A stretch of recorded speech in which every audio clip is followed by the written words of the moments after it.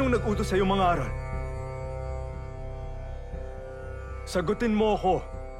Kung pumapayag ka, Guro, alam mong magagawa mo. Ikaw, kinakausap kita! Mula kanino ka nangangaral? Siguradong hindi sa kapangyarihan ng kahit sinong guro. Saan ka nag-aral? Ang paniniwala mo ay napakaganda.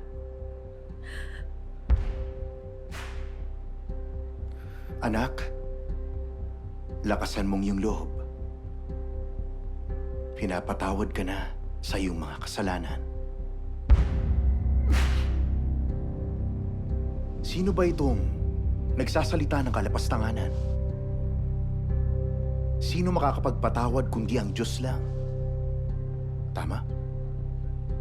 Ano bang mas madali ang sabihing pinapatawad na ang iyong mga kasalanan?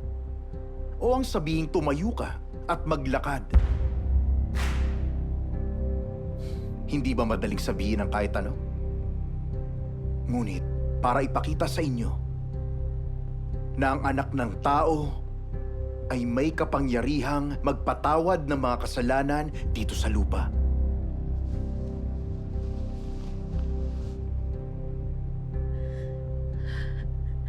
Sinasabi ko sa iyo, anak, tumayo ka na. Buhatin mo ang iyong higaan at umuwi ka na.